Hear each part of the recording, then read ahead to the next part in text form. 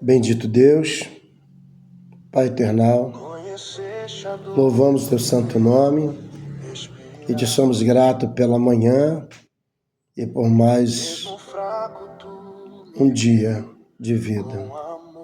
Muito obrigado pela noite, pela madrugada e pelo dia que tu nos permite, Senhor. Nos abençoe no dia de hoje. Somos gratos, Senhor, pelas nossas famílias, pela tua misericórdia e por tudo quanto, Senhor Deus, tu tem nos abençoado.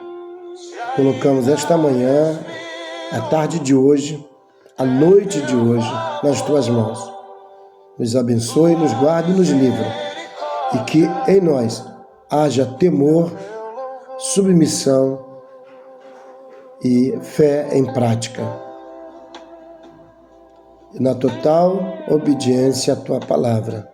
Assim te louvo, te exalto, reconhecendo a tua glória, majestade e poder. Em nome de Jesus. Amém.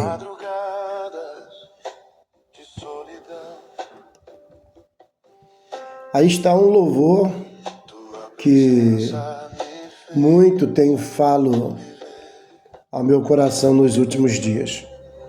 Quero me dirigir à igreja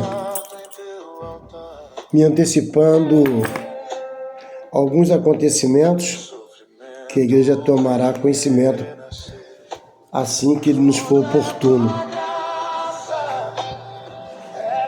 E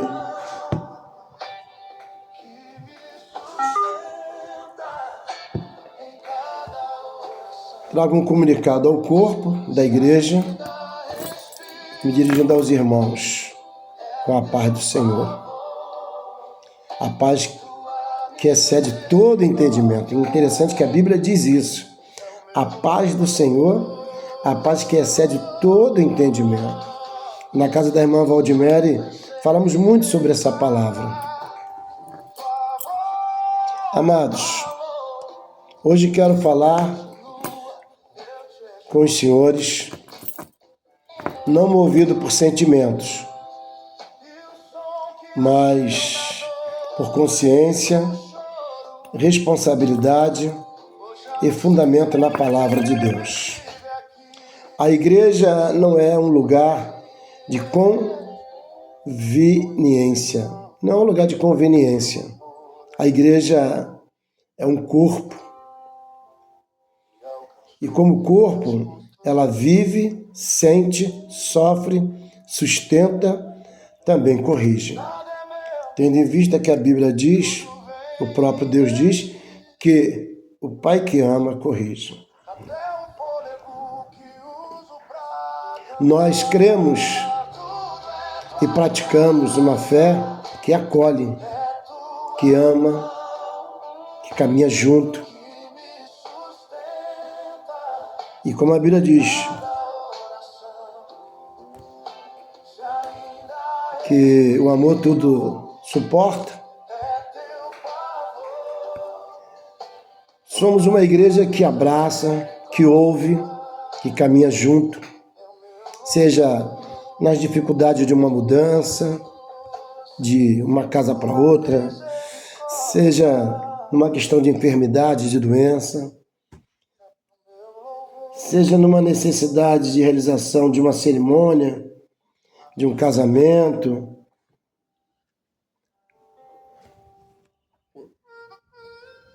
Uma igreja que caminha junto em todos os aspectos, segmentos do cotidiano, do dia a dia, das necessidades das famílias. Que ora, quando as pessoas estão em dúvidas, caminha junto, chora junto. Sempre pronta para ouvir, independente de circunstâncias. Sempre paciente para buscar uma palavra assertiva da parte de Deus. Estamos sempre presentes na dor, no luto, na enfermidade, nas crises familiares, no desemprego, nas transições da vida. Então, queridos, nos empenhos nos empenhamos dentro das nossas limitações. Somos um ministério pequeno aos olhos de muitos, não temos recursos, não temos rede de igrejas por trás nos dando suporte, tudo com fé, coragem, amor, principalmente fé em prática, amor em prática. Não somos perfeitos, perfeitos é Deus, e através da orientação de Deus é que prossigamos. Então, nós nos empenhamos dentro das nossas limitações humanas para ajudar, seja oração, aconselhamento ou ações práticas, como já me antecipei em citar algumas aqui. Mas é necessário compreender algo com muita maturidade, que em muitas vezes faltam na individualidade de algumas pessoas. A mesma igreja que acolhe, que abraça, que ama, que chora junto, ela também corrige. A mesma igreja que ama também exorta. A mesma palavra que consola também confronta. Também confronta. E muitas vezes a falta de maturidade de muitos, ou de poucos, ou de alguns, não conseguem entender. A Escritura nos ensina que nos últimos dias o amor de muitos se esfriaria. Um dos sinais desse esfriamento é a dificuldade de permanecer quando há confronto, disciplina e direção. Nem toda palavra firme é ofensa, mas depende da condição não só emocional, mas espiritual também, principalmente. Porque a Bíblia diz: quem tem ouvido, ouça o que o Espírito diz à igreja. Mas quando nós estamos fora da direção espiritual, muitas vezes as pessoas levam para o lado pessoal. O que se ouve na igreja, cremos que é Deus falando à igreja. Nem toda correção é rejeição. Nem toda exortação é falta de amor. Muitas vezes, o que falta não é cuidado da igreja, mas falta de maturidade para receber a verdade. A palavra que muitas vezes dói, mas cura a ferida. E muitas vezes as pessoas preferem sim manter a ferida do que vencer a dor que ela causa. É preciso então lembrar, antes de qualquer decisão de afastamento ou de se preconceber qualquer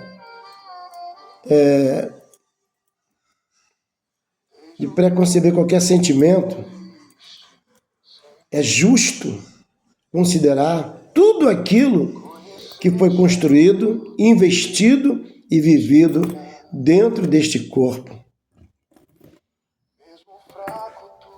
Tudo que o ministério, a igreja, buscou desempenhar, se envolver, se enganjar,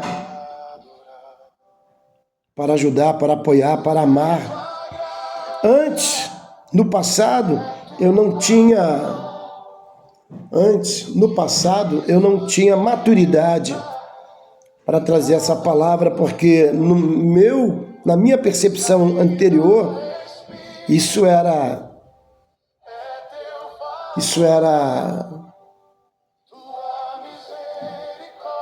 mostrar fraqueza ou transparecer insegurança.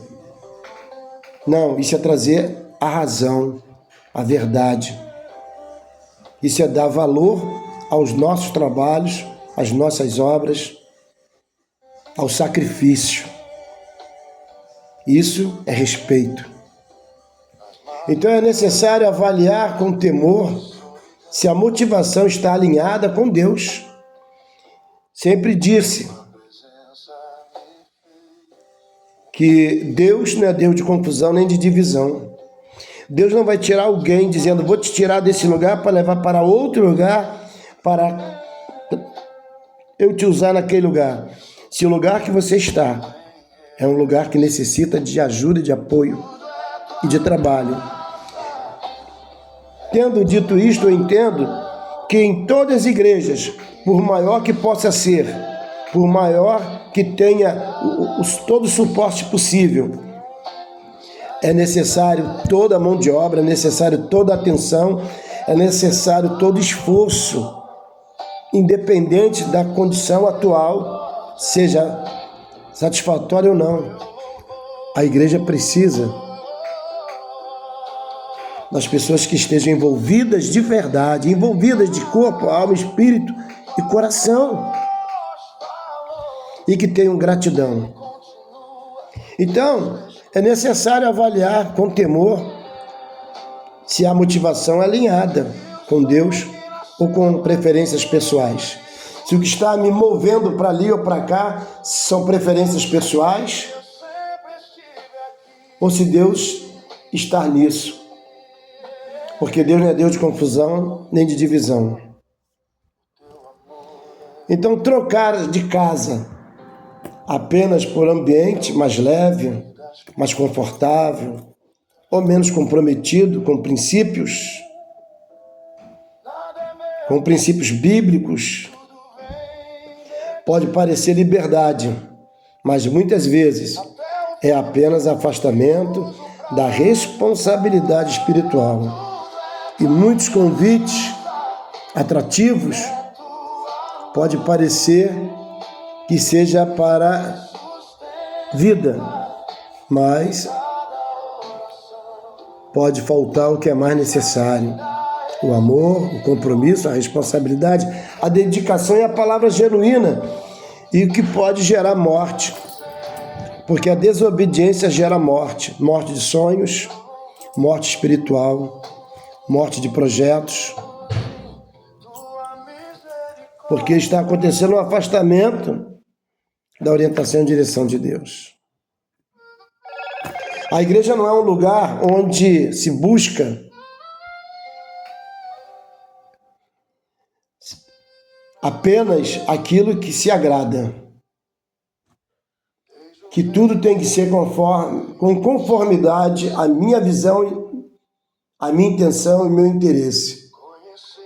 Porque o centro de tudo não sou eu, não é o pastor, não é o profeta, não é a irmã, não é o irmão. O centro de tudo, a estrela é Cristo. Jesus é o centro de tudo. É a Ele que temos que agradar. E a igreja não é um lugar onde se busca ser ouvido o tempo todo, o centro das atenções, onde a minha opinião tem que ser preterida, ou seja, tem que ser atendida, que tudo tem que ser como eu penso e como eu quero. Mas como Deus assim quer. Para isso Deus colocou um anjo, um pastor, colocou uma liderança, e a ele entregou o cajado.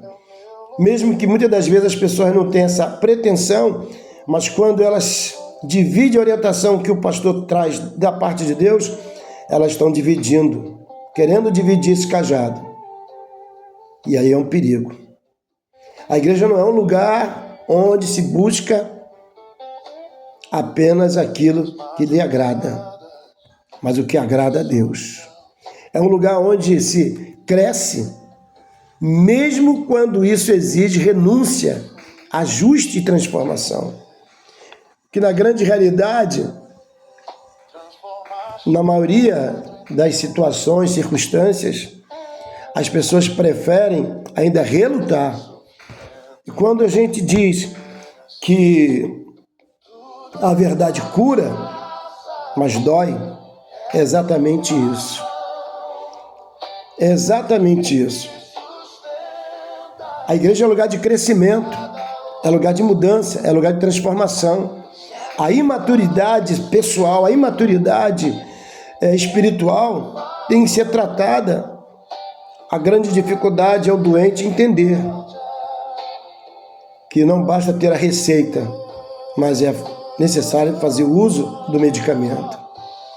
É entender as falhas e as fraquezas, as necessidades de tratamento para que haja cura. E, para tanto, exige renúncia. Renúncia para que haja crescimento, mudança, transformação. Nós, como liderança, permanecemos comprometidos. Pelo menos da minha parte, eu digo assim. Muito embora já ouvi tantos conselhos, tantas palavras contrárias, sai, muda, vai. Até visão e revelação, essa igreja vai fechar.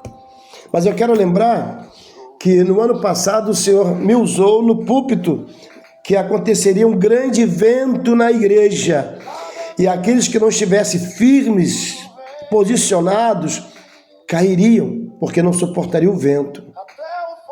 E esse vento não é externo, não. Esse vento, na maioria das vezes, está dentro de nós mesmos.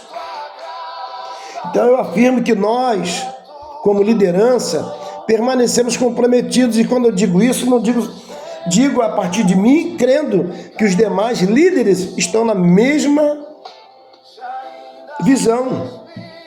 Na mesma visão. Em amar, em cuidar, em ouvir quantas vezes for necessário, em ajudar dentro das nossas possibilidades em todos os segmentos e circunstâncias, como essa igreja, esse ministério tem feito. E nós temos provado isso. Temos provado isso. É na realização de um casamento, é numa ornamentação, é numa mudança, é orar junto, é chorar junto, ouvir quantas vezes for, e tantas coisas que às vezes foge até de uma obrigação da igreja, mas a Bíblia nos diz bem claro, chorar com os que choram. A Bíblia diz bem claro que a igreja ela tem que ser unida como os primitivos, na união, na comunhão, na unidade, no pão, em tudo, e viver os ensinamentos dos apóstolos, em ajudar, como já acabei de dizer, temos o compromisso de ajudar dentro das nossas possibilidades, e muitas vezes ultrapassamos essas possibilidades. E também ensinar. Ensinar quer dizer educar, quer dizer corrigir, conduzir, não segundo os meus preceitos, não segundo aquilo que as pessoas querem ouvir para massagear os seus egos. Não. Corrigir, conduzir segundo a palavra de Deus. Afirmo aqui, reitero em dizer que o nosso compromisso não é agradar homens, é sermos conservos, é sermos fiéis, e fiéis a Deus. Sendo fiel a Deus e a palavra, certamente estamos sendo fiel ao nosso compromisso. Que cada um de nós possamos refletir com sinceridade. Estamos buscando a Deus ou apenas ambiente que não nos confrontam nossas vontades?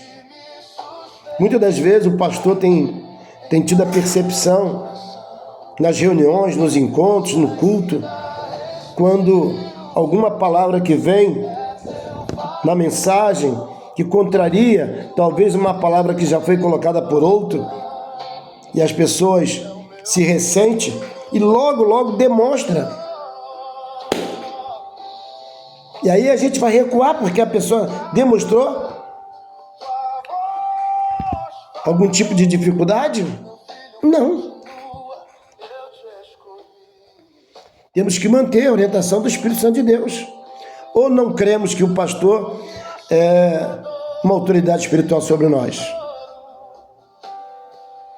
Portanto, a igreja não é para a gente ter um ambiente que nos agrada, mas que principalmente nos confrontam as nossas vontades pessoais. Porque o apóstolo Paulo diz: eu não vivo mais, mas Cristo vive em mim. Eu não faço mais o que quero e sim o que não quero. E muitas vezes dizemos assim, tomei essa decisão. Pastor, se o Senhor tiver de falar alguma coisa comigo, fala mesmo. E eu não quero fazer nada que não seja da vontade de Deus. Eu sempre pergunto a Deus, e a pergunta que eu amanheci fazendo a mim mesmo: será que todos nós estamos tomando decisões antes de falar com Deus? Falamos com Deus, as nossas decisões não prejudicam o nosso tempo com Deus, as nossas decisões não nos prejudicam a nossa palavra já empenhada a Deus? Não seria contraditório? Então, amados, que haja em nós temor, maturidade e disposição para crescer. Crescer na graça, no conhecimento, crescer como pessoas, crescer para o reino de Deus. E que possamos estarmos aptos para Deus nos abençoar e sermos abençoadores. Porque, amados, permanecer também é parte do processo de Deus na vida do homem. Permanecer no propósito, permanecer na visão, zelar pelos projetos, manter a palavra, reconhecer, ter gratidão. Isso é gratidão. Permanecer nos momentos mais difíceis. Isso é gratidão, isso é reconhecimento. Então, que haja em nós temor, maturidade e disposição para crescer. Porque permanecer também é parte do processo de Deus na nossa vida, na vida do homem. Que o Senhor nos dê entendimento, equilíbrio e um coração ensinável. E que possamos corresponder a Deus com gratidão, com amor e perseverança. Só serão vencedores aqueles que perseverar até o fim. Que Deus nos abençoe. Que essa palavra possa tocar as nossas almas, nossos corações. Às 10 horas estarei fazendo uma chamada de áudio e vídeo para toda a igreja.